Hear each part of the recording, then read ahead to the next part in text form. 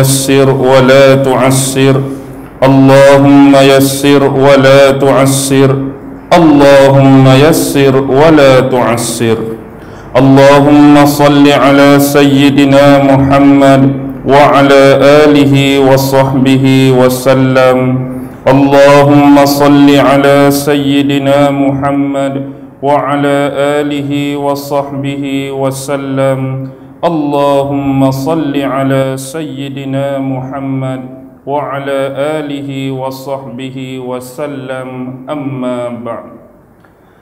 Alhamdulillah, syukur kehadrat Allah subhanahu wa ta'ala kerana dengan limpah kurnia, rahmat, kasih sayang dan inayah daripada Allah subhanahu wa ta'ala, alhamdulillah, pada malam ini masih lagi diberi kesempatan dan keizinan oleh Allah subhanahu wa ta'ala untuk sama-sama berada di sini, dan insya-Allah kita akan meneruskan kepada siri kuliah tafsir kita yang mana pada beberapa bulan yang lepas kita sudah pun menghabiskan satu surah, iaitu surah yang pertama, surah Al-Fatihah. Dan insya-Allah pada malam ini kita akan mula bergerak kepada surah yang kedua yang dinamakan sebagai surah Al-Baqarah. Surah Al-Baqarah yang bermaksud lembu betina. Jadi pada malam ini insya-Allah secara ringkas dan secara sepintas lalu, sebelum kita mula menafsirkan ayat pertama daripada surah Al-Baqarah ataupun ayat-ayat yang seterusnya, kita akan bagi sinopsis ataupun pengenalan secara ringkas apa-apa hal, apa-apa ilmu dan pengetahuan serta informasi yang berkaitan dengan pengenalan surah Al-Baqarah. Sebenarnya kalau kita melihat di dalam Al-Quran, antara surah yang paling panjang ialah surah Al-Baqarah yang mempunyai 286 ayat. Surah paling panjang Al-Baqarah lah 286 ayat. Di dalam satu ayat yang lain yang Allah subhanahu wa ta'ala gambarkan di dalam Al-Quran, iaitu merujuk kepada surah Al-Hijr ayat 87, yang mana Allah subhanahu wa ta'ala berfirman, A'udzu billahi minasyaitonir rajim, walaqad atainaka sab'an minal masani. Sesungguhnya kami telah berikan kepada engkau wahai Muhammad, kami telah anugerahkan kepada engkau wahai Muhammad sab'an minal masani, yang kita katakan sebagai sab'ul masani. Ada beberapa pandangan dan pendapat daripada ulama yang mana ayat ini merujuk kepada surah Al-Fatihah, iaitu 7 ayat yang diulang-ulang bacaannya, dianugerahkan kepada Nabi Muhammad sallallahu alaihi wasallam. Tetapi berkenaan dengan ayat ini juga, di sana ada beberapa pandangan daripada ulama yang agak sedikit berbeza dan berlainan. Terutamanya satu pandangan daripada Abu Ubaid, yang dia meriwayatkan pandangan ini daripada seorang ulama besar, iaitu Mujahid, yang mana Imam Mujahid mengatakan sab'an minal masani ataupun dikenali sebagai sab'ul masani ini ialah 7 buah surah yang mempunyai ayat-ayat yang panjang. Maksud sab'un minal masani mengikut Imam Mujahid ialah 7 buah surah yang mengandungi ayat-ayat yang panjang yang diberikan dan dianugerahkan kepada Nabi Muhammad sallallahu alaihi wasallam. 7 buah surah tersebut yang dimaksudkan ialah, pertama yang baru kita nak buka malam ni ialah Al-Baqarah. Yang kedua ialah surah selepasnya Al-Imran. Yang ketiga yang selepasnya An-Nisa. Yang keempat yang selepasnya Al-Maidah. Kemudian surah Al-An'am. kemudian surah Al-A'raf, dan yang terakhir yang ketujuh ialah surah Yunus. Jadi 7 surah yang dimaksudkan ialah Al-Baqarah, Al-Imran, An-Nisa, Al-Maidah, Al-An'am, Al-A'raf dan surah Yunus. Yang ini dah yang disebut sebagai As-Sab'u Tiwal, iaitu 7 surah yang mempunyai ayat-ayat yang banyak, 7 surah yang mempunyai ayat-ayat yang panjang. Ini adalah pandangan Abu Ubaid hasil daripada periwayatan daripada Imam Mujahid berkenaan dengan ayat daripada surah Al-Hijr ayat 87 tadi. Bagaimana pula dengan hadis-hadis yang disabdakan oleh Nabi Muhammad sallallahu alaihi wasallam tentang beberapa kelebihan, tentang beberapa keistimewaan dan pengkhususan tentang surah Al-Baqarah.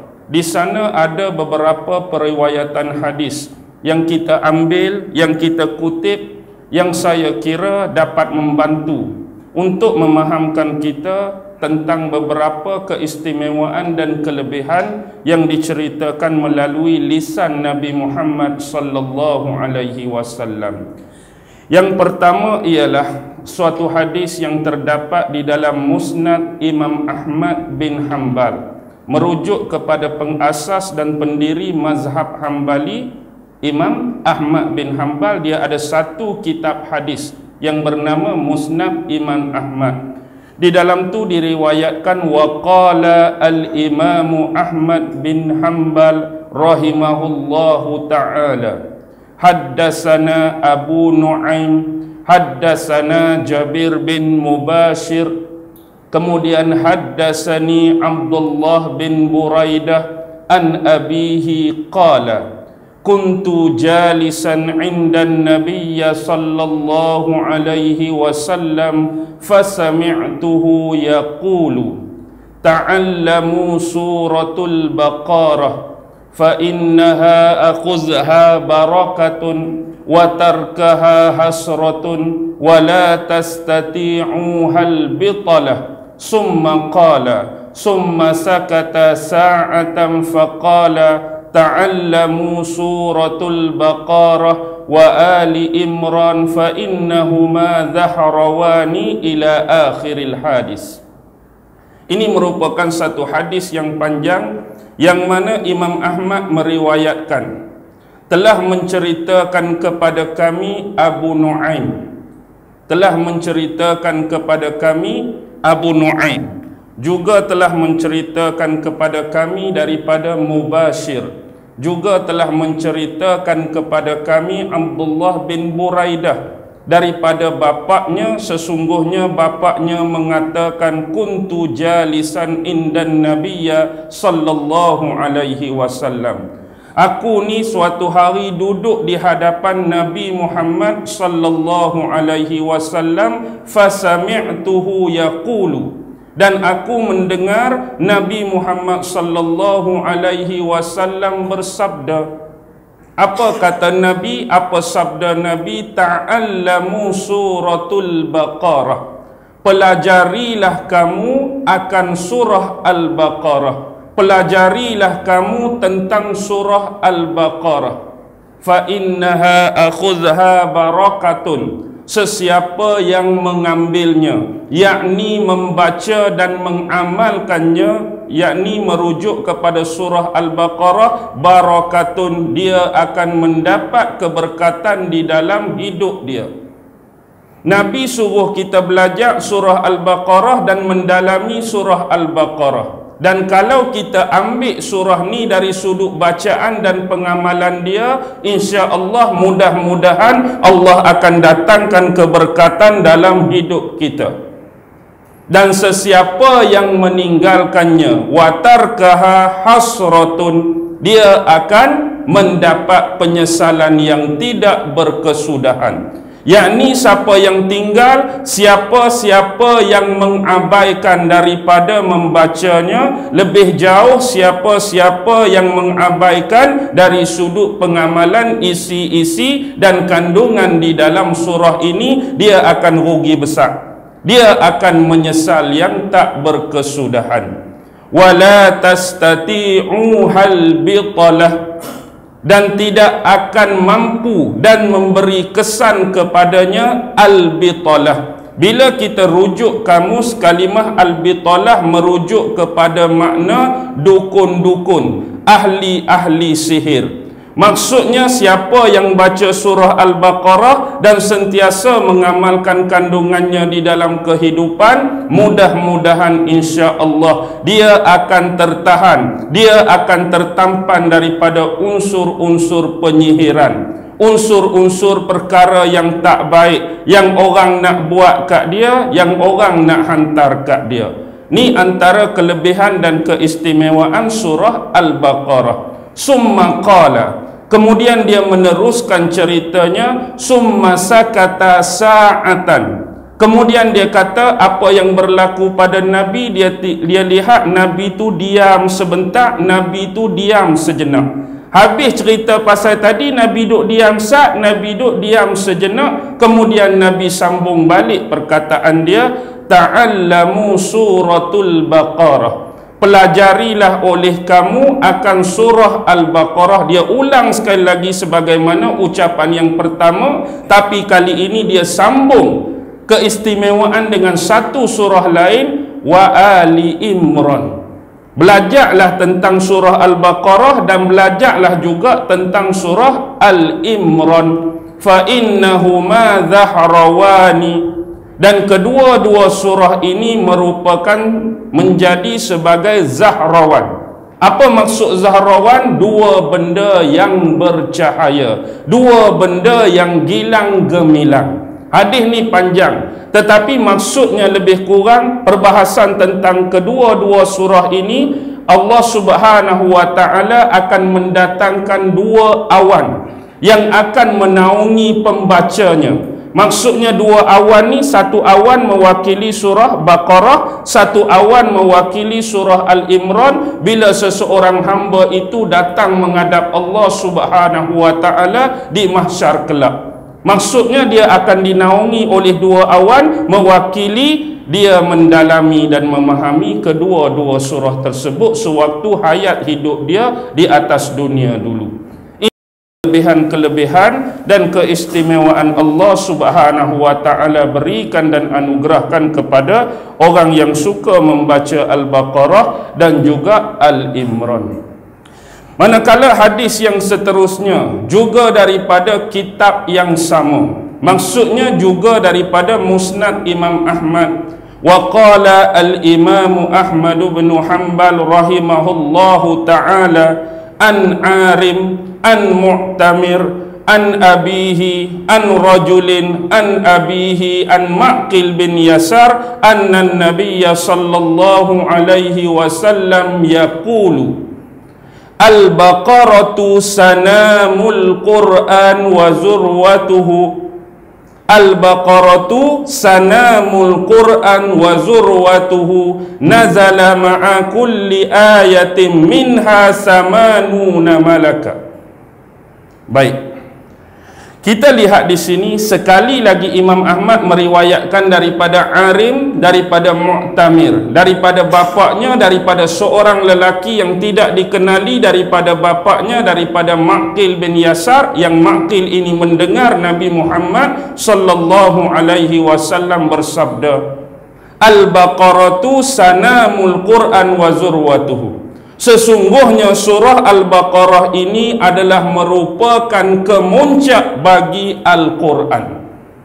Kalau suatu benda tu ada kemuncak dia, suatu benda ada had yang paling atas, kalau rujuk pada Quran, itulah tempat dan nilaian bagi surah Al-Baqarah. Baqarah ni adalah kemuncak bagi Al-Quran. Nazala ma'a kulli ayatin minha samanuna malaka. Sesungguhnya diturunkan padanya setiap ayat daripada surah Al-Baqarah itu, waktu diturunkan surah ini diiringi dan dinaungi oleh 80,000 malaikat. Jadi waktu surah ni turun dulu, dia dibawa, dia diiringi dan dinaungi oleh 80,000 malaikat yang menjaga setiap ayat-ayatnya tadi. Jadi ini juga satu hadis yang panjang. Dalam hadis yang seterusnya diceritakan tentang di dalam surah Al-Baqarah ataupun surah Al-Imran ini terdapatnya satu ayat yang menjadi penghulu segala ayat, merujuk kepada ayatul kursi. Kemudian didatangkan beberapa hadis yang lain, yang hadis ini diriwayatkan oleh salah seorang sahabat Nabi Muhammad sallallahu alaihi wasallam yang dikira sebagai sahabat yang paling hafiz banyaknya tentang hadis-hadis Nabi, merujuk kepada Abu Hurairah radhiyallahu taala anhu, yang mana beliau mendengar Nabi Muhammad sallallahu alaihi wasallam bersabda, likulli syai'in sanamun wa inna sanamul Qur'an suratul Baqarah. Tiap-tiap sesuatu itu mempunyai kemuncak, dan kemuncak bagi ayat-ayat Al-Quran ialah surah Al-Baqarah.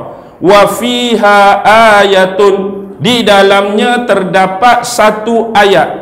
Di dalam mana? Di dalam banyak-banyak surah Al-Baqarah yang ada 286 ayat tu, dalam tu Nabi cerita wa fiha ayatun, ada satu ayat.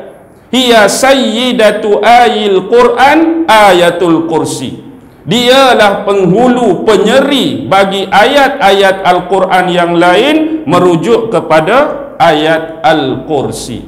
Hadis ini diriwayatkan oleh Imam Tirmizi, dan hadis ini juga boleh kita jumpai di dalam Sunan Ad-Darimi, merujuk kepada suatu kitab hadis yang dinisbahkan kepada Imam Ad-Darimi, salah seorang imam hadis yang besar.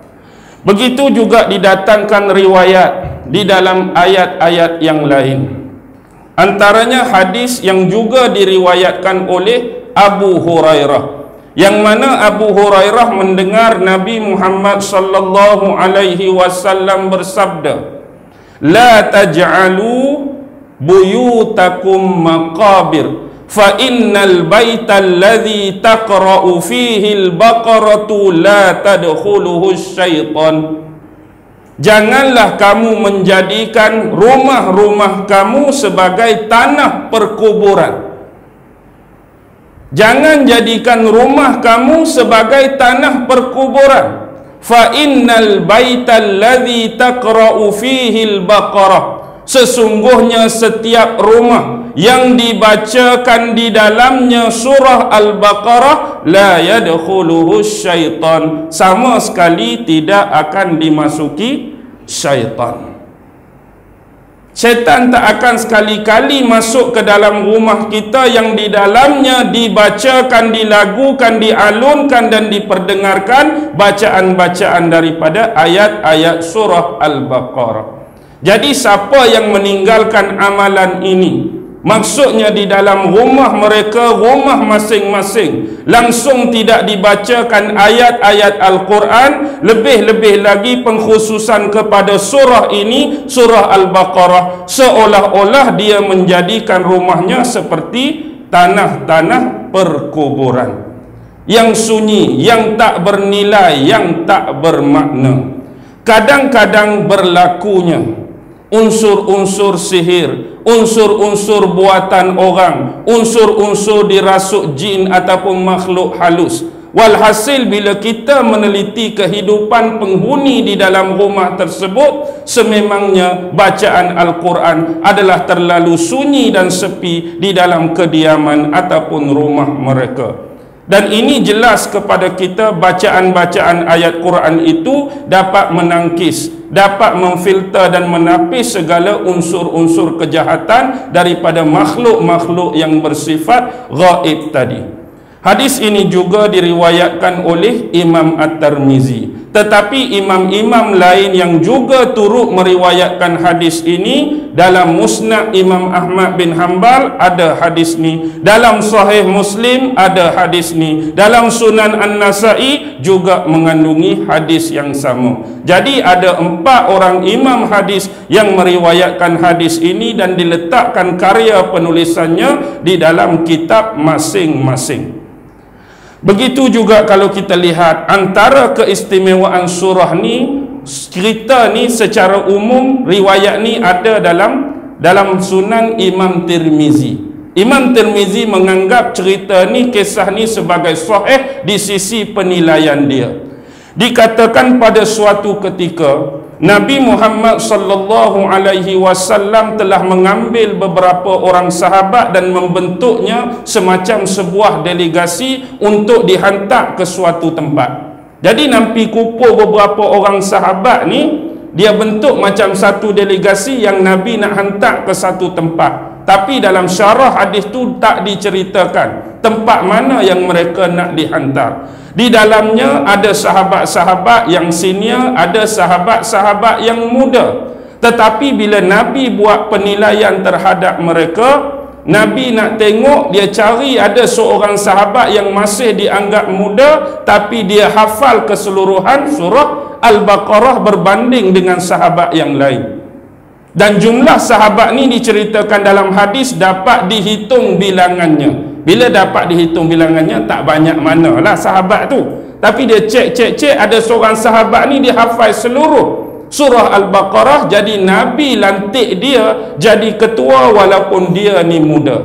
Dan kisah ini terkenal dengan kalam Rasulullah yang bersabda, izhab fa anta amiruhum. Pergilah kamu semua, sesungguhnya kamulah ketua bagi mereka. Jadi walaupun dia muda, sebab dia hafal Al-Quran lebih daripada sahabat yang lain, Nabi lantik dia jadi ketua. Dan begitulah juga kalau kita kiaskan dengan persoalan nak melantik imam salat. Antaranya ciri-ciri siapa yang paling banyak hafalan ayat-ayat Al-Quran dia. Baik, seterusnya kita dah meneliti beberapa ayat-ayat Al-Quran dan beberapa hadis Nabi. Dan saya kira beberapa hadis ini sudah cukup memuaskan hati kita untuk mendatangkan gambaran kes-kes tentang keistimewaan, kelebihan dan kita kata apa? Ketinggian, keagungan tentang surah Al-Baqarah yang kita nak cerita dan kita mula nak tafsirkan pada malam ini. Jadi secara seimbas lalu kita akan mulakan kepada pengenalan yang tahap sedikit mendalam. Tadi kita cuma datangkan dalil-dalil, hujah dan bukti keistimewaan surah ini. Jadi bagaimana pengenalan surah ini bermula? Sesungguhnya pendapat-pendapat ulama, tidak ada khilaf di kalangan ulama bahawa surah Al-Baqarah ini sememangnya dikenali sebagai surah Al-Madaniyah. Apa maksud surah Al-Madaniyah? Surah yang diturunkan di bumi Madinah. Kalau bunyi dia Makkiyah, surah ini diturunkan di bumi Mekah. Jadi tak ada khilaf ulama, semua mengatakan bahawa surah Al-Baqarah ni sememangnya ialah surah Al-Madaniyah. Dan surah yang mula-mula diturunkan di bumi Madinah, surah yang mula-mula diturunkan di bumi Madinah juga merujuk kepada surah Al-Baqarah. Surah Baqarah tu dah sememangnya surah Madaniyah. Lepas tu surah pertama yang turun di Madinah ialah surah Al-Baqarah. Tetapi walaupun 286 ayat itu dikenali sebagai surah Al-Madaniyah, cuma satu ayat saja merujuk kepada surah Makkiyah, ayat Makkiyah. Dia ada 286, maksudnya 285 Madaniyah, cuma satu saja diturunkan di Mekah, iaitu merujuk kepada Al-Baqarah ayat 281. Baqarah 281 saja satu-satunya ayat dalam surah ni yang diturunkan di Mekah, merujuk kepada ayat a'udzubillahi minasyaitonirrajim wattaqu yawman turja'una fihi ilallah. Peliharalah diri kamu daripada azab Allah Subhanahu wa ta'ala, yang mana pada akhirat kelak, di hari pengadilan kelak, kamu akan pasti bertemu dan berjumpa dengan Allah Subhanahu wa ta'ala. Maksud ayat ni, dia nak suruh kita ni jaga diri kita. agar tidak terkena azab daripada Allah Subhanahu wa taala sebelum sampai waktu dan masa kita berada di hadapan Allah untuk diadili olehnya di medan pengadilan hari kiamat kelak. Jadi ayat ni sebenarnya turun di mana? Ayat ni turun sewaktu peristiwa haji wada', haji terakhir Nabi Muhammad sallallahu alaihi wasallam, dia turun di Mina. Baik, ada beberapa ulama berpandangan bahawa sebenarnya ayat Baqarah 281, satu-satunya ayat daripada Makkiyah, inilah sebenarnya ayat yang terakhir turun pada Nabi Muhammad sallallahu alaihi wasallam. Daripada seluruh ayat Al-Quran, satu pandangan ulama, ni ayat yang terakhir, bukannya ayat Al-Yawmal Akmaltu Lakum Dinakum tu. Ni ayat yang terakhir, satu sisi pandangan ulama. Dan bila kita buat hipotesis, walaupun ada perbezaan khilaf dan pandangan daripada ulama, memang secara umum ayat ini adalah di antara ayat-ayat terakhir yang turun pada Nabi Muhammad sallallahu alaihi wasallam. Baik, bila ditelusuri dan dikenal pasti oleh beberapa ulama, akhirnya ulama buat penilaian, buat perincian, buat pendetailan, dan dia mencerahkan apa yang terkandung di dalam surah Al-Baqarah. Yang dia buat ialah macam ni. Dalam surah Al-Baqarah, ulama-ulama kata ada 287 ayat. Maksudnya sebenar 286 campur dengan kalimah awal Bismillahirrahmanirrahim, jadi 287. Dan bila dihitung jumlah perkataan dan kalimah, jumlahnya ialah 6,221 kalimah atau perkataan. Ayat 287, 286 campur 1 bismillah. Kalau kita kira kalimah sebiji-sebiji, jumlah dia 6,221 kalimah. Dari alif lam mim sampailah ayat yang terakhir. Manakala ulama tak puas hati lagi, dia buat lagi pengiraan dari sudut huruf sebiji-sebiji. Alif satu, lam satu, mim satu tu dia kira jumlah dia 25,500 huruf. 25,500 huruf. Baik. Dan okey. Baik, kita kembali kepada penilaian surah Al-Baqarah. Ada satu pandangan ulama yang bernama Khalid bin Ma'dan. Khalid bin Ma'dan ni adalah seorang ulama besar, yang mana beliau mengatakan bahawa surah Al-Baqarah ini merupakan fustat bagi Al-Quran. Apa maksud fustat? Fustat dalam, bukan full stop. Full stop tu titik berhenti kalau bahasa Inggeris. Fustat, fasin ta alif ta, fustat. Fustat ni bermaksud perhiasan. Perhiasan, seolah-olah gambaran yang diberikan oleh Khalid bin Ma'dan, seorang ulama besar ni, surah Al-Baqarah dia jadi macam perhiasan bagi Al-Quran, mewakili surah-surah dan ayat-ayat yang lain. Kerana apa dia katakan Baqarah sebagai fustat? Kerana sebahagian besar ulama menganggap bahawa di dalam surah Al-Baqarah mengandungi 1000 kalimah perkhabaran dan berita-berita. Ada 1000 kalimah perkhabaran dan berita-berita. Ada 1000 kalimah perintah-perintah daripada Allah. Ada 1000 kalimah larangan-larangan daripada Allah. 3 benda. 1000 kalimah tentang khabar dan cerita ataupun berita, 1000 kalimah tentang perintah, 1000 kalimah tentang larangan-larangan daripada Allah Subhanahu wa ta'ala.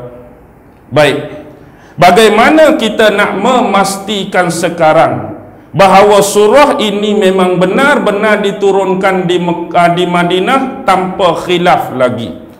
Ibnu Jurayj, seorang ulama yang besar, meriwayatkan daripada Imam Atha, seorang tabi'in, yang Imam Atha ini meriwayatkan daripada Abdullah ibnu Abbas. Siapa Abdullah ibnu Abbas? Sepupu Nabi, sahabat Nabi. Abdullah ibnu Abbas kata surah Al-Baqarah sememangnya diturunkan di Madinah. Ibnu Jurayj ambil daripada Atha ambil daripada Ibnu Abbas. Ibnu Abbas kata surah ni turun di Madinah. Bagaimana dengan pandangan Imam Khasif? Imam Khasif mengambil riwayat daripada seorang tabi'in besar, iaitu Imam Mujahid. Imam Mujahid mengambil riwayat daripada sahabat Nabi Abdullah bin Zubair. Dia bukan saja seorang sahabat, tapi dia anak menakan Nabi. Dia anak saudara Nabi. Anak saudara belah mana? Nabi seorang saja, tak ada adik-beradik kan? Betul ke Abdullah bin Az-Zubair anak saudara Nabi? Siapa dia isteri Nabi? Aisyah. Kakak kepada Aisyah Asma. Suami kepada Asma Zubair bin Al-Awwam. Bila Aisyah isteri Nabi, Asma otomatik jadi kakak ipar Nabi. Dan Zubair bin Awam jadi abang ipar Sabit. Anak kepada Asma dengan Zubair itulah Abdullah bin Zubair. Jadi anak saudara mewakili belah isteri dia Aisyah. Jadi itulah daripada Imam Khasif ambil daripada tabi'in yang bernama Mujahid. Dia ambil daripada Abdullah bin Zubair, juga mengatakan bahawa surah ini sememangnya diturunkan di Madinah. Bagaimana dengan riwayat yang ketiga, iaitu Imam Al-Waqidi, salah seorang ulama besar. Dia berkata, aku mendengar daripada seorang tabi'in yang hebat, Imam Ad-Dhahak Ibnu Usman. Dia mengambil periwayatan daripada Ibnu Zanat, dan Ibnu Zanat mengambil periwayatan daripada salah seorang sahabat Nabi lain, Kharijah Ibnu Zaid Ibnu Sabit an abihi, mengatakan bahawa surah ini sememangnya diturunkan di Madinah. Jadi Waqidi dia mendengar daripada Dhahak. Kita kenal Imam Dhahak kan? Kita tak kenal Imam Dhahak. Dhahak apa maksud dalam bahasa Arab? Dhahaka, ketawa. Nama imam ketawa. Pasal apa? Sebab dia lahir, dia tak menangis macam orang lain. Sejarah kisah Imam Ad-Dhahak ni, bila dia lahir keluar daripada perut mak dia, dia tak menangis macam baby lain, dia ketawa. Jadi bila ketawa, mak dia letak nama Ad-Dhahak. Sebab tu nama dia Dhahaka. Dhahaka ni ketawa. Jadi Dhahak bin Usman dia ambil daripada ulama lain yang bernama Ibnu Zanat. Ibnu Zanat ambil dengan sahabat Nabi Kharijah bin Zaid bin Sabit daripada bapa dia, memang diturunkan di Madinah. Jadi tiga-tiga periwayatan ini sambung dengan periwayatan yang lain, tidak dinafikan bahawa sememangnya surah Al-Baqarah memang diturunkan dengan ayat-ayat yang dikenali sebagai Madaniyah. Ayat-ayat Madaniyah. Baik, kita pergi lagi kepada pengenalan yang lain. Dalam sebuah hadis yang diriwayatkan oleh Imam Bukhari dan Imam Muslim. Bukhari pun riwayat, Muslim pun riwayat. Tetapi riwayat ni bukan sampai pada Nabi, cuma sampai pada perkataan salah seorang sahabat besar Nabi yang bernama Abdullah ibnu Mas'ud. Abdullah ibnu Mas'ud ni seorang sahabat Nabi yang kita kata, nak kata cacat tak juga, dia pelik sikit sebab kaki dia ni keding. Kaki dia keding. Keding ni macam mana kita kata, kecil kan? Kaki yang agak kecil. Jadi dahulu ada waktu ketika tu Nabi kehabisan kayu siwak. Kan Nabi suka bersiwak, bersugi tu. Nabi habis kayu siwak, tapi bila lalu satu kawasan Nabi tengok pokok siwak. Jadi Nabi suruh Abdullah ibnu Mas'ud ni panjat pokok, ambil dahan pokok siwak tu. Jadi bila dia panjat ni, akibat kaki yang keding, sahabat lain duk tengok, sahabat duk ketawa, duk suka, gelak kat dia sebab kaki dia. Jadi apa kata Nabi, apa sabda Nabi? Kalau nak dibandingkan dengan dua kaki Abdullah ibnu Mas'ud, kalau ditimbang dengan bukit Uhud, kaki Ibnu Mas'ud tu lebih berat lagi timbangan daripada bukit Uhud. Itu kelebihan dia. Dia juga antara salah seorang sahabat yang Nabi suruh nak ambil bacaan Al-Quran yang paling baik, betul dan benar, Abdullah ibnu Mas'ud. Dan dia juga salah seorang sahabat yang paling berani memperdengarkan bacaan ayat-ayat Al-Quran waktu mula-mula turun pada Nabi di Mekah. Dia baca depan kafir-kafir musyrikin Mekah, dia tak takut pun. Dia tak takut kena pukul, tak takut kena marah, tak takut kena hentam. Dia baca depan mereka macam tu saja. Dia antara sahabat yang cekal.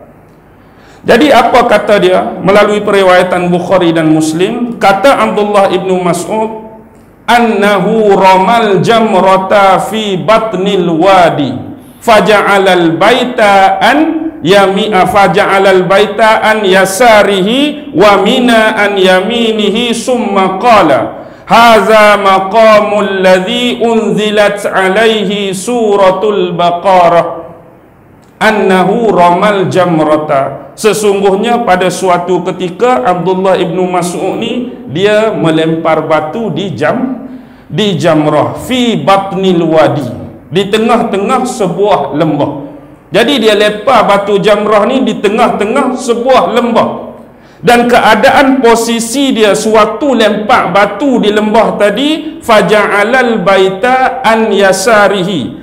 Waktu kita kata contoh tubuh ni, macam saya nak baling pun ni, dia menjadikan posisi al-baita, Baitullahil Haram, Kaabah tu berada di sebelah kiri. Kaabah tu duduk jauh di Mekah, tapi posisi dia tu seolah-olah Kaabah duduk sebelah kiri. Wa mina an yaminihi, dan Mina tu berada di sebelah kanan. Summa qala, kemudian dia kata haza maqamul ladzi unzilat alaihi suratul baqarah. Inilah tempat yang sebenar yang mana diturunkan oleh Allah surah Al-Baqarah. Cerita ni dia nak menunjukkan satu tempat di Batnil Wadi itu tempat sebenar turunnya surah Al-Baqarah kepada Nabi Muhammad sallallahu alaihi wasallam. Baik, yang terakhir, banyak sangat dah pengenalan ni dah, nak masuk ayat dah kan. Okey, yang terakhir ada satu riwayat, yang mana riwayat ini didatangkan daripada Imam Besar Ibnu Mardawah. Ibnu Mardawah meriwayatkan hadis ni daripada Imam Sya'bi, dan Imam Sya'bi meriwayatkan daripada Uqail bin Talhah, dan Uqail bin Talhah meriwayatkan daripada Utaibah bin Marsad, yang mana Utaibah bin Marsad mendengar Rasulullah sallallahu alaihi wasallam mengarahkan Ibnu Abbas. Rasulullah tak ucap hadis, tapi dia mengarahkan Ibnu Abbas supaya Ibnu Abbas memberitakan kepada sahabat-sahabat Nabi yang waktu tu mula mundur ke belakang di dalam satu peperangan. Ada satu kes peperangan yang mana bila sahabat-sahabat Nabi berperang dengan orang-orang kafir, tiba-tiba sahabat Nabi ini makin mundur ke belakang akibat terkena pukulan-pukulan daripada musuh. Jadi Nabi perintahkan kepada Ibnu Abbas supaya mengucapkan satu perkataan kepada sahabat demi untuk menaikkan semangat mereka dalam peperangan tu. Jadi perkataan yang diucapkan ialah, wahai pemilik-pemilik surah Al-Baqarah, majulah, majulah, maju.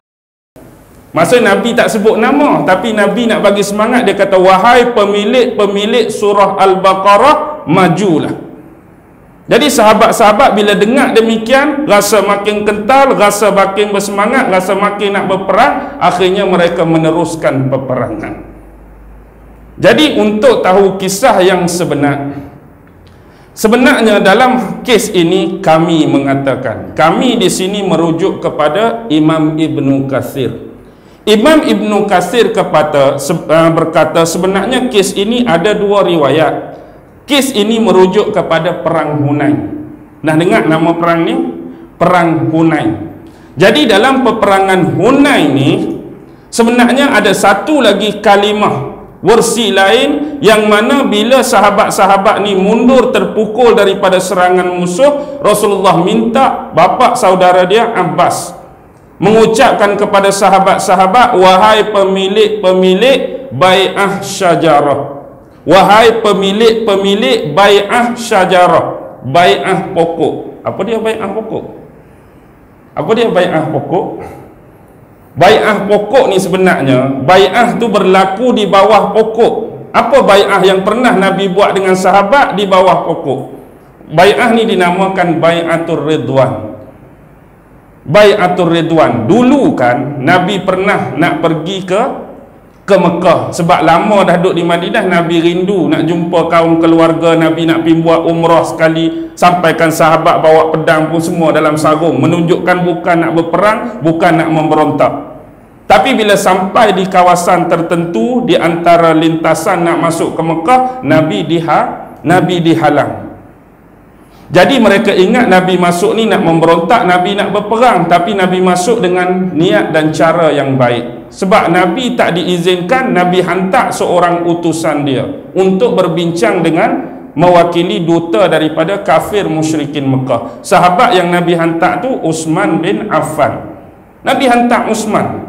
Yang nak jadi bai'ah Ridwan ni bila-bila dapat berita, dengar khabar bahawa Uthman ditangkap dan kena bunuh. Padahal tak kena bunuh pun, memang ditangkap tapi tak kena bunuh. Tapi dengar cerita Uthman kena bunuh. Mana boleh jadi lagu ni? Mereka mengkhianati janji. Siapa yang bunuh utusan memang boleh perang dah ni. Dan untuk berperang tu Nabi pun berbai'ah dengan sahabat-sahabat, apa pun yang terjadi kita perang. Jadi sebelum perang tu buatlah perjanjian. Perjanjian ni bawah pokok. Sebab tu nama bai'ah syajarah, walaupun nama dia bai'atul Ridwan. Bila Rasulullah letak tangan, sahabat pun letak. Sahabat lain letak, macam nak main bola tu lah. Dah, letak tangan. Lepas tu kan, hurray. Nabi tak kata hurray lah, kita yang kata. Bila sebenarnya berlaku kes letak tangan, inilah turun ayat Quran, Yadullah fawqa aydihim. Tangan Allah di atas tangan-tangan mereka. Seolah-olah secara zahir kan, Allah pun letak juga tangan di atas tangan sahabat dan Nabi. Inilah waktu ayat nak turun, ayat mutasyabihat, Yadullah fawqa aydihim, peristiwa waktu sahabat dengan Nabi duk letak-letak tangan bai'ah ni. Ada riwayat kata, wahai pemilik-pemilik bai'ah syajarah, dan riwayat kedua kata walaupun perang Hunain dia sama yang macam diriwayatkan oleh Ibnu Mardawah tadi, wahai pemilik-pemilik surah Al-Baqarah majulah. Jadi ada dua versi tentang sebutan Ibnu Abbas hasil daripada arahan Nabi dalam peristiwa perang Hunain tadi. Baik, begitu juga pernah berlaku benda yang sama dalam perang Yamamah. Perang Yamamah pernah dengar? Perang Yamamah ni Nabi dah meninggal, Nabi dah wafat. Dia berlaku waktu Sayyidina Abu Bakar untuk menentang mereka-mereka yang ingkar membayar zakat dan mengaku sebagai Nabi palsu. Perang Yamamah ni nak memerangi kumpulan Musailamah Al-Kazzab. Jadi Musailamah Al-Kazzab ramai pengikut-pengikut dia daripada kalangan Bani Hanifah, Bani yang kuat, Bani yang banyak anggota dia.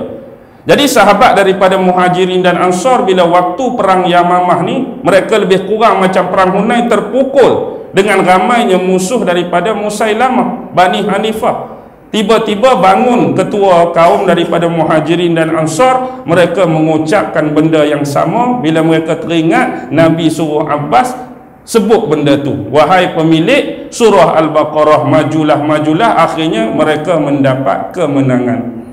Walaupun demikian, apa yang terjadi dalam perang Yamamah? 70 orang sahabat yang hafal Quran terkorban syahid. Atas dasar kebimbangan 70 orang sahabat, jumlah yang besar inilah Sayyidina Umar bin Al-Khattab pada waktu itu menyarankan Khalifah Abu Bakar supaya menulis dan membukukan Al-Quran. Bimbang bila ada peperangan yang akan datang, lebih ramai memakan nyawa sahabat-sahabat yang hafal Quran. Walaupun impian tersebut cetusan dia pada zaman Khalifah Abu Bakar, tetapi pelaksanaan benar-benar berlaku pada zaman Sayyidina Uthman, yang kita namakan sebagai Mushaf Uthmani. Walaupun pada asalnya cuma 5 buah Quran yang ditulis. 5 buah Quran. Satu diletakkan di Mekah, satu diletakkan di Madinah, satu diletakkan di Syam, satu diletakkan di Basrah, satu diletakkan di Kufah. Jadi Mekah, Madinah, Syam, Basrah, Kufah, 5 biji saja.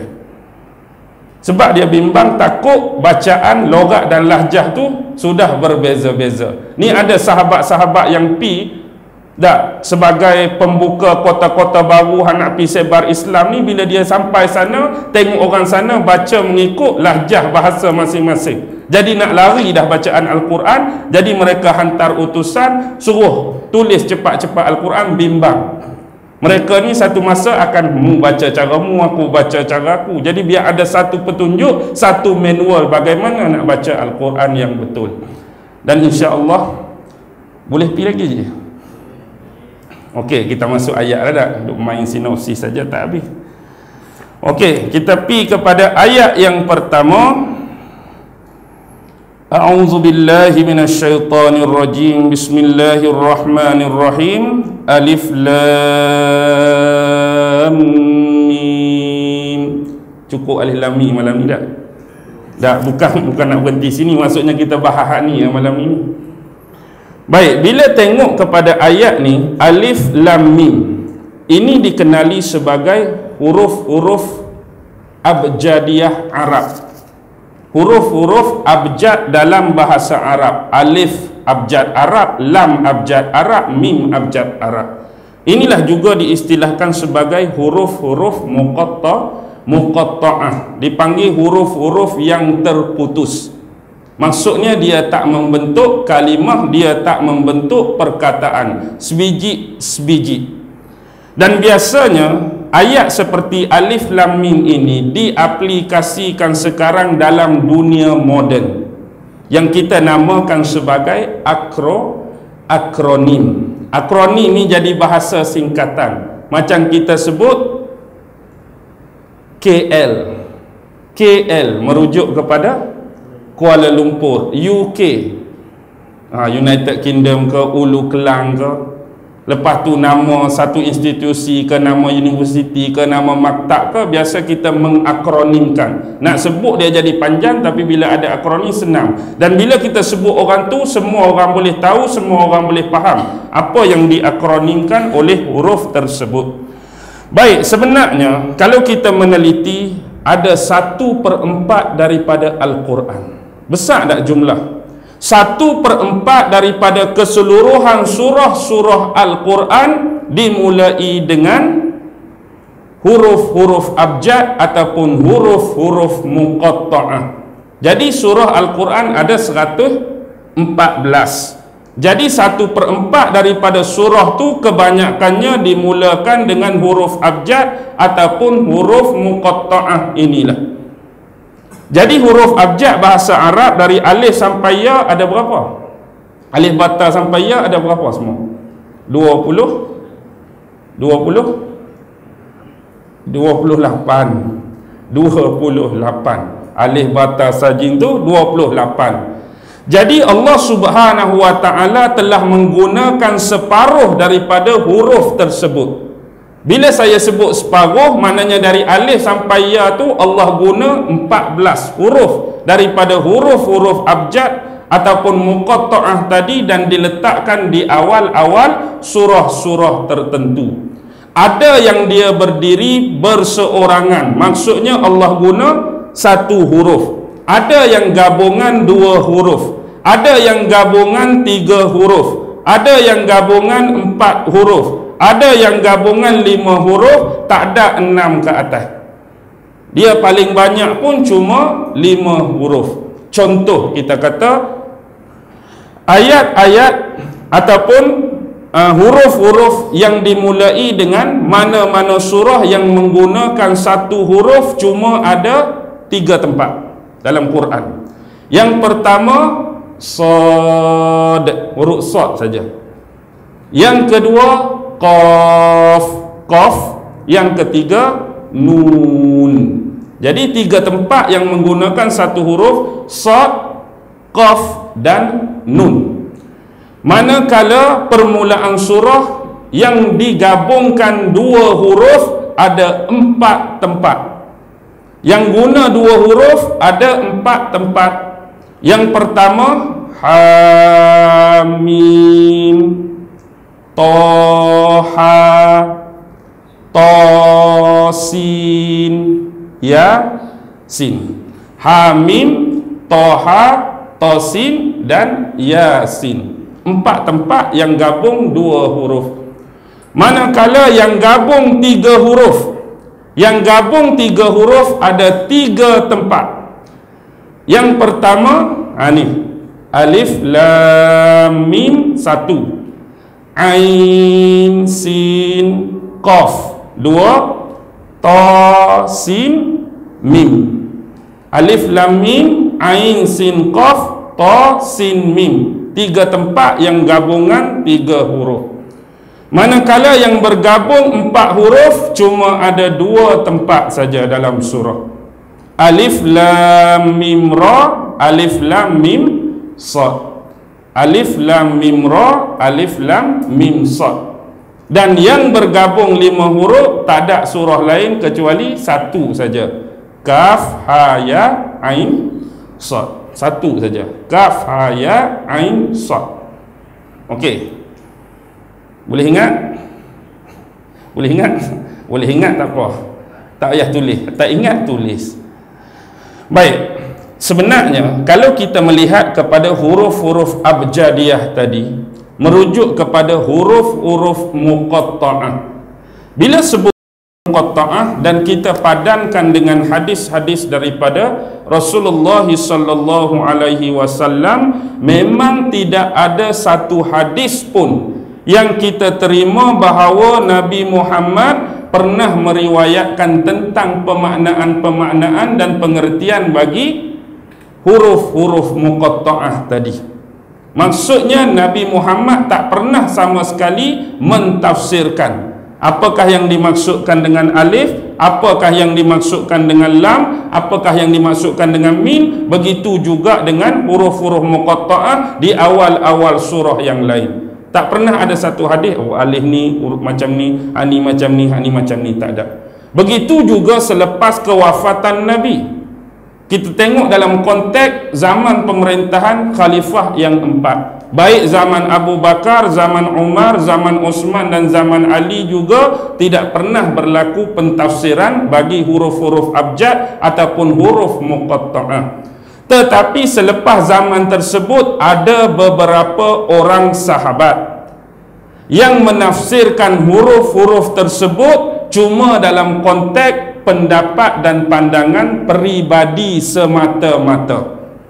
Ada beberapa orang sahabat cuma dalam konteks pendapat dan pandangan peribadi semata-mata. Ada antara riwayat yang sampai pada kita, alif tu merujuk kepada Allah, mim tu merujuk, lam tu merujuk kepada Latif yang maha lembut, dan mim tu merujuk kepada Majid yang maha agung. Tu saya datangkan hanya satu pendapat. Baik, begitu juga di luar sana sebagai percontohan. Ada ulama yang mengakronimkan kalimah ilmu sebagai contoh. Ilmu ni ain, lam, mim. Ni tak apalah nak bagi penterjemahan dan pengertian pun, sebab dia tak terlibat dengan ayat Al-Quran dan tak dimaksudkan dengan ayat Al-Quran. Contoh daripada kalimah ilmu ni, ain yang pertama illiyin. Apa maksud illiyin? Ketinggian. Manakala lam bermaksud latif, lembut, dan mim bermaksud mulk, yang menguasai pemerintahan, yang menguasai sesuatu. Contoh, bila seorang tu berilmu, contoh ain illiyin, dia akan diangkat oleh orang lain. Bila orang berilmu tu, orang letak dia satu kedudukan yang agak berbeza, agak tinggi level dan ranking dia berbanding dengan orang-orang biasa yang lain. Kalau kita tengok taraf ulama, tengok taraf tok guru, tengok taraf tuan guru, sebab ilmu yang dipunyai, mereka ini diangkat oleh orang ramai dan orang awam kerana level dan ranking ilmu yang dipunyai oleh mereka. Dan mana-mana orang berilmu pun memang darjat dia akan diangkat oleh Allah. Di sisi Allah pun terangkat, di sisi manusia pun terangkat. Manakala biasa orang ilmu ni akan menukarkan watak dia jadi lebih ganah dan kerah ke jadi lebih lembut dan sopan. Dia akan jadi lebih lembut dan sopan. Dia kalau jadi lebih kerah, lebih ganah tu tak berapa nak menjadi ya tu. Maksudnya tak berapa nak menjadi. Maksud kerah di situ, kalau nak ceramah kerah tu lain. Ceramah kerah tu lain. Ni tindakan dia di luar daripada kuliah dan ceramah tu kerah. Kerah maksudnya jenis sombong dengan orang ke, jenis cakap pun cakap ayat-ayat yang kasar, cakap ayat-ayat yang tak sepatutnya keluar daripada mulut-mulut dan bilah-bilah perkataan daripada orang alim. Al-mulk, dia akan dapat kedudukan. Hari ni orang yang berilmu, kita jangan ambil ulama saja. Ulama sebab dia berilmu, ada orang iktiraf dia ulama. Sebab dia berilmu, orang iktiraf mufti. Sebab dia ilmu, orang iktiraf majlis agama tu, jabatan agama ni. Sesuai ada apa? Sebab dia ada ilmu tentang perkara tu. Bukan saja dengan nisbah ilmu agama, bahkan ketua-ketua yang menjawat jawatan di mana-mana jabatan pun memang sesuai dah. Hari ni dia ketua polis. Kalau dia tak ada ilmu tentang kepolisan, siapa-siapa nak letak dia di situ? Maksudnya dia ada ilmu tentang kepolisan, dia boleh duduk atas kursi ketua polis. Dia ada ilmu tentang kebombaan, dia boleh duduk atas kursi ketua bomba. Dia ada ilmu tentang kerelaan. Oh, kerelaan, rela lah tu maksudnya. Macam kita nak bagi ayat mudah. Dia dulu, maksudnya seorang yang dijawab tu, tak mungkin dia tu bodoh, dia tu jahil, dia tak tahu apa-apa. Bila dia duduk di kerusi tersebut, memang dia sesuai, dia tahu sebab ilmu yang dia punyai, orang letak dan angkat dia di situ. Jadi ini sebagai satu contoh percontohan saja. Baik, kembali. Sebelum kita pergi lebih jauh, sebenarnya ayat-ayat ini kita istilahkan sebagai ayat muhkamat atau ayat mutasyabihat. Alif lam mim. Ayat mutasyabihat, ayat yang samar, ayat yang keliru. Jadi di sini timbul persoalan, bila datangnya ayat mutasyabihat, adakah sebenarnya ayat mutasyabihat ni tak boleh ditakwil langsung ataupun boleh ditakwil sekiranya seseorang itu mempunyai ilmu yang tinggi untuk mentakwilkannya? Ada setengah ulama yang agak keras dan ekstrim, ayat-ayat mutasyabihat langsung tak boleh ditakwil. Ada ulama yang bersederhana, maksudnya ada ayat-ayat mutasyabihat yang boleh ditakwil. Kata ulama-ulama yang tahap sederhana, bagaimana mungkin ayat-ayat mutasyabihat tak boleh ditakwil? Seolah-olah Allah nak bagi tahu kepada kita satu benda yang seorang pun tak faham, Allah saja yang faham. Bayangkan berapa ada ayat mutasyabihat dalam Quran, kita kata contoh 70 ayat. Tapi 70 ayat ni seorang pun Allah tak mau bagi tahu apa makna dia. Rugi sajalah ayat tu. 70 ayat kita tak boleh tahu ni. Hanya Allah saja yang tahu, jangan mandai-mandai. Seolah-olah rugilah benda tu. Macam kita karang satu novel, kita karang satu buku, tapi ayat di belakang tu seolah-olah tak tahu cerita dia nak tala ke mana. Orang baca syok dah. Baca. Ni tangkelai ni memang tak mau bagi faham apa penulis ni. Memang dia nak sasar ke apa, kita jadi keliru, tak tahu ni. Hero siapa, jahat siapa dah jadi. Faham tak maksud dia? Maksudnya bagi ulama yang sederhana, ni pandangan dia seolah-olah kita kehilangan. Kita kehilangan ayat-ayat dari sudut pemaknaan dan pengertian dia sekiranya tidak ditakwilkan. Contohlah kita kata macam ayat yadullah tadi. Bagi geng-geng ulama-ulama salaf dulu, mereka biarkan ayat ini tanpa ditafsirkan. Cuma bagi mereka, yad ni kalau di sisi makna bahasa Arab ialah tangan. Dia tetap istilahkan tangan ini sebagai tangan Allah. Tetapi kaifiat dia, bentuk dia, dia punya jisim, dia punya arut, dia punya tajarrud apa tu, kita tak tahu lagu mana. Tapi bagi orang-orang yang terkemudian, yang kita istilahkan sebagai ulama khalaf, mereka takwilkan sebagai apa? Kalau tengok pada peristiwa tadi, kita agak nak letak apa? Bila Nabi dengan sahabat letak tangan, seolah-olah Allah pun letak tangan. Kita nak kata apa? Adakah kita nak letak kebersamaan ke? Maksudnya kebersamaan Allah dalam menyokong bai'ah tersebut. Maksudnya tu masuk takwil. Contoh, kullu syai'un halikun illa wajha. Tiap-tiap sesuatu itu akan fana dan hancur kecuali wajah dia.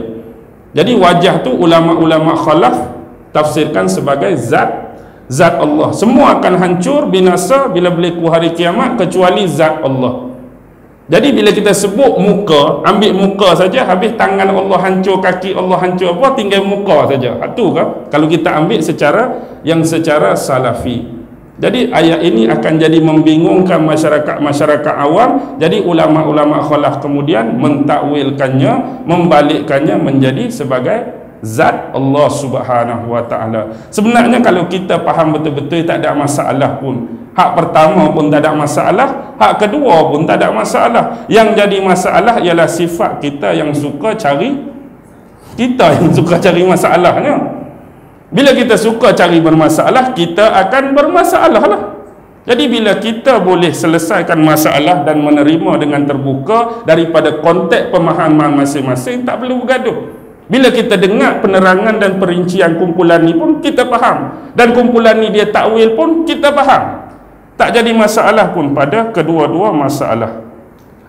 Baik, untuk mengekalkan lagi kefahaman kita tentang isu ni ialah ada satu kes macam ni saja saya bawa cerita.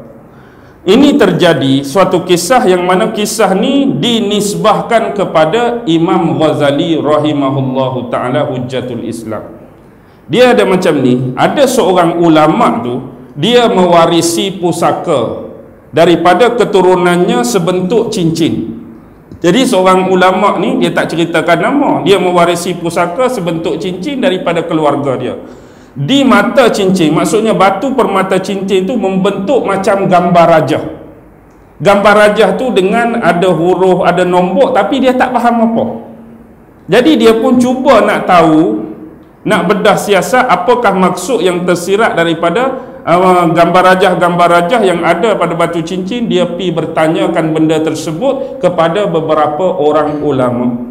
Jadi dia pi ulama ni tak boleh cerita, pi ulama ni tak boleh cerita, pi ulama ni tak boleh cerita, sampai dia sanggup mengembara jauh nak memecahkan kebuntuan apa yang tersirat di sebalik gambar rajah yang ada pada batu cincin tadi. Akhirnya riwayat ini menyebut dia bertemu dengan Imam Ghazali. Jadi dia pun tanya Imam Ghazali, apakah makna gambar rajah ni? Bila Imam Ghazali hurai, rupa-rupanya daripada setiap gambar rajah ini telah mengeluarkan 10 huruf. 10 huruf Al-Quran yang dikatakan huruf muqatta'ah. 10 huruf yang dimaksudkan ialah Ha, Mim, Ain, Sin, Qaf. Baris yang kedua Kaf, Ha, Ya, Ain, Sad. Dengar betul-betul. Ha, Mim, Ain, Sin, Qaf, 5. Kaf, Ha, Ya, Ain, Sad, 5. Jadi sebenarnya dalam ilmu pengetahuan Imam Ghazali, dalam ayat Quran 2 ni, kalau kita gabung, dia membentuk 5 ayat yang wujud dan ada dalam Al-Quran. Contoh macam ni. Bayangkan atas kepala saya ni tulis 2 baris ya. Baris pertama Ha, Mim, Ain, Sin, Qaf. Baris kedua Kaf, Ha, Ya, Ain, Sad. Okey, ambil baris pertama, huruf yang pertama apa tadi? Ha kan? Ha. Baris kedua, huruf pertama dia Kaf. Ha, Kaf. Maksudnya dalam ayat Al-Quran hak 6,000 ayat lebih tu, ada satu ayat Al-Quran yang dimulakan dengan huruf Ha dan berakhir dengan huruf Kaf. Maksudnya Ha, Mim. Ada ayat kedua tu dimulakan dengan huruf Mim dan berakhir dengan huruf Ha. Jadi cari padanan tersebut, ada 5 ayat. Ayat tu saya dah tahu dah, cuma saya malas cerita malam ni. Sebab saya baca kitab tu, saya tahulah ayat mana yang Imam Ghazali nak bagi tahu tu. Jadi ada ayat-ayat tersebut. Jadi ni sebagai ilmu pengetahuan tambahan, walaupun dari sisi ilmu Al-Quran yang sebenar tidak demikian. Tapi bila dipadankan, memang kita akan menemui 5 ayat tadi mengikut padanan huruf-huruf awal dan huruf akhir tersebut. Baik, kembali. Bila kita mengingatkan tentang wahyu yang awal turun pada Nabi Muhammad sallallahu alaihi wasallam, cuma berapa ayat? Wahyu awal 5 saja di Gua Hira. Surah apa? Al-Alaq. Surah Al-Alaq hak sebenar berapa ayat? Memang awal tu turun 5, hak sebenar berapa belah ayat? Oh, Haji kira Haji. 19 ayat. 19 ayat, cuma awal turun 5. Iqra bismi rabbikal ladzi khalaq, khalaqal insana min alaq, Iqra wa rabbukal akram alladzi 'allama bil qalam 'allamal insana ma lam ya'lam. Ambil hak nombor 4 dengan nombor 5. Tengok. Nombor 4, alladzi 'allama bil qalam, yang mengajarkan kamu dengan qalam, yang mengajarkan kamu dengan perantaraan pena. Di sini Allah mengajar manusia tentang hakikat penulisan dan apa yang ditulis. Allah nak ajak kita hakikat penulisan dan apa yang ditulis. Allah suruh kita berilmu menerusi kalimah Iqra. Bacalah, kajilah, analisislah, bedahlah dengan cara apa pun kita dapat ilmu tadi. Hakikat di belakang tu setiap ilmu harus dinisbahkan kepada Allah, bukan kepada kita. Dan cara untuk dapat ilmu salah satunya ialah melalui bidang penulisan dan apa yang ditulis dengan perantaraan pena. Allamal insana ma lam ya'lam, yang mengajarkan manusia daripada perkara-perkara yang dia tidak mengetahui dan mengerti. Apa yang manusia tak tahu? Bentuk-bentuk huruf dan corak-corak penulisan. Jadi alhamdulillah, hari ini satu nikmat yang paling besar bila Allah mula memperkenalkan huruf-huruf pada manusia-manusia yang paling awal. Lalu terbentuklah proses-proses yang kita namakan penulisan, yang lebih jauh terbentuklah apa yang kita namakan bahasa. Daripada huruf jadi kalimah, daripada kalimah lahirnya penulisan, daripada penulisan lahirnya bahasa yang pelbagai, yang mampu dituturkan oleh setiap bangsa dalam dunia ni dan difahami oleh mereka.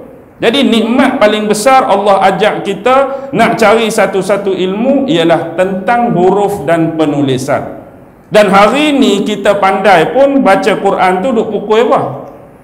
Duk pukul huruf lah, duk pukul titik, duk pukul baris. Kalau tak ada huruf-huruf ni, reti tak baca Quran? Tak reti. Kita bahasa Melayu, bahasa Malaysia hari ni pun perantaraan huruf juga, ABCD tu huruf juga. Maksudnya ilmu yang kita dapat hari ini ialah menerusi huruf dan sistem penulisan. Tetapi kaedah yang Allah bagi sama dengan pembentukan kita. Sebab tu awal tadi dia sebut apa? Iqra bismi rabbikal ladzi khalaq, khalaqal insana min 'alaq. Menjadikan manusia tu daripada segumpal darah. Di situ Allah nak ceritakan step by step, rangkaian demi rangkaian, link demi link, nak menjadikan manusia daripada yang asal sampai ke peringkat dan tahap paling sempurna. Begitu juga dengan konteks ilmu. Adakah terus bila belajar huruf tu kena ABC terus ke tak? Dia step by step. Mungkin orang hari ni cipta A dulu, lepas tu B, lepas tu C, hak tu ada alif, ada ba, ada ta apa. Jadi berperingkat-peringkat sampailah kepada tahap yang paling sempurna, yang sampai pada kita hari ini sama dengan konteks Allah menciptakan kita. Ilmu tu dari Allah dan wadah tempat menerima ilmu ialah diri manusia. Bila manusia dah pandai membaca, barulah Allah turunkan Al-Quran. Tak reti baca, nak baca Quran lagu mana? Jadi dengan ilmu Al-Quran kita boleh kenal Allah. Ni adalah nikmat yang paling besar yang harus kita pegang waktu kita mula menjejakkan kaki memikirkan tentang konsep wahyu yang pertama. Dulu zaman Nabi Muhammad sampai kepada zaman Uthman, Al-Quran pun ditulis. Masa Al-Quran tu ditulis, ada titik, ada baris tak? Quran pertama zaman Uthman ditulis huruf saja. Tak ada titik, tak ada baris. Tak ada titik, tak ada baris. Lepas tu, bila di penghujung zaman Sayyidina Ali, Abu Aswad Ad-Du'ali mula meletakkan baris-baris dan titik. Dan lebih jauh dikatakan sebenarnya pada zaman Khalifah Bani Umayyah yang pertama, iaitu Khalifah Muawiyah bin Abi Sufyan, diletakkan baris dulu. Mula-mula huruf tak ada titik, lepas huruf baris dulu. Jadi dalam Quran tu zaman Muawiyah ada huruf, ada baris tanpa titik. Oi, kalau agak-agak zaman tu mari ke Malaysia, ada huruf tak ada titik, cuma ada baris. Agak-agak lagu mana? Ada huruf, ada baris, tak ada titik. Tiba-tiba bertemu dengan huruf bulat, rekod sikit. Ni nak pukul qaf ke nak pukul pa? Sebab tiada titik. Orang lain baca qalu, kita palu.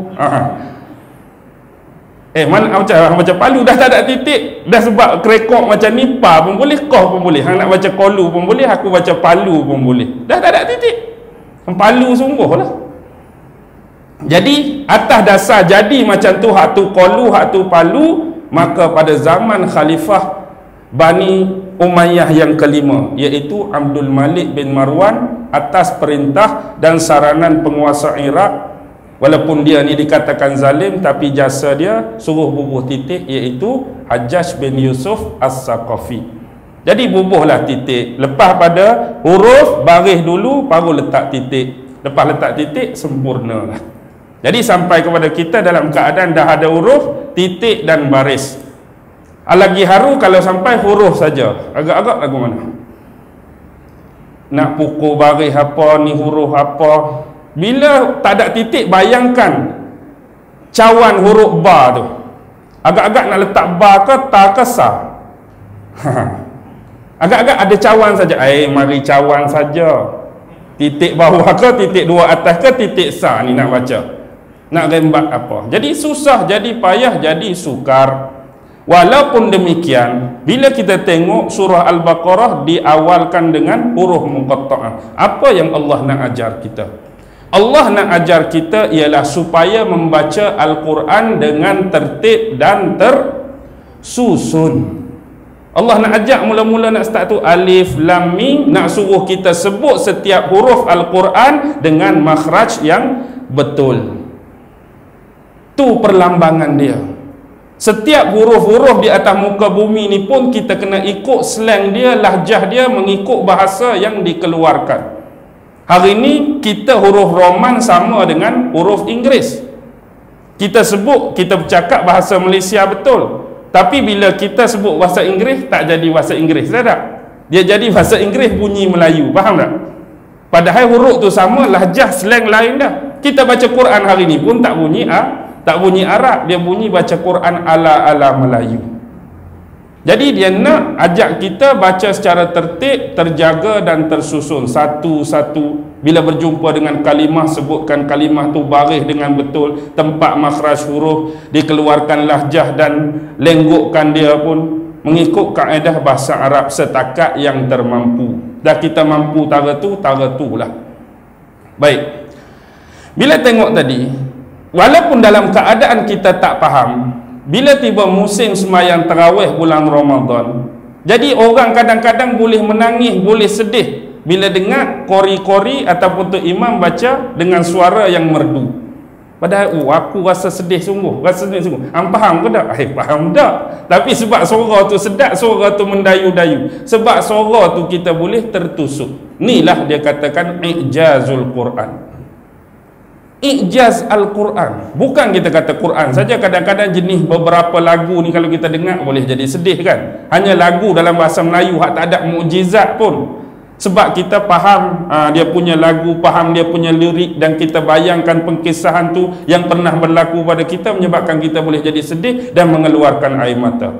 Apa lagi Quran yang kita tak faham, sebab sifat dia ijaz, mukjizat daripada Allah, dia jadi hati kita tenang, hati kita gembira, hati kita happy walaupun kita tak faham. Tamsilan dia mudah bagi kita yang bekerja.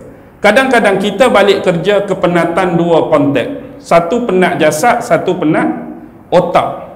Balik kerja jasad pun penat, otak pun penat. Tapi bila buka pintu disambut oleh anak kecil kita yang senyum sambil ketawa, ha ha ha ha ha ha. Apa yang keluar dari mulut anak cuma bunyi, tak ada huruf, tak ada pemaknaan. Apa makna ha ha ha ha? Tak ada seorang boleh terjemah apa ketawa anak kita. Kita dengar bunyi dia ha ha ha ha, tapi tak ada huruf, kita tak tahu pun nak letak makna apa ha ha ha. Tapi bila dengar anak ketawa hak penat tadi, boleh hilang tak? Boleh hilang, stres kita di tempat kerja hilang, gembira dan ceria walaupun kita tak faham. Sama orang dengan daki bukit. Ui, tingginya bukit ni, payahnya, letihnya, penatnya. Bila sampai di puncak, dia melaung. Maksud melaung tu impression kepuasan. Hak letih selama ni, hak payah, hak sukar tu berjaya diatasi. Tapi bila buka kamus cari dalam kamus dewan, ada makna ke tak? Tak ada makna. Apa makna ni? Tak ada dalam kamus dewan. Dia cuma impression kepuasan. Huruf ada, kita boleh tulis tapi nak terjemah makna, tak ada makna. Dia cuma lantunan, Bunyi daripada mulut menyatakan impresi kepuasan kita sebab dapat melalui kesukaran-kesukaran dan kepayahan. Begitu juga suara anak tadi. Tamsilan ni boleh kita nisbahkan dengan ayat Quran walaupun kita tak faham, tapi berjaya menusuk di dalam hati, jiwa dan kalbu kita. Hati, jiwa dan kalbu pun 9 suku dah. Saya pun penat dah. Boleh berhenti dulu setakat ni ya. InsyaAllah kita akan sambung ayat yang kedua, iaitu merujuk kepada zalikal kitab pada bulan depan, waktu yang samalah, hari Rabu minggu ketiga dan Ahad minggu keempat. InsyaAllah saya sudahi dengan lafaz yang mulia. Wabillahi taufiq wal hidayah. Wassalamualaikum warahmatullahi wabarakatuh.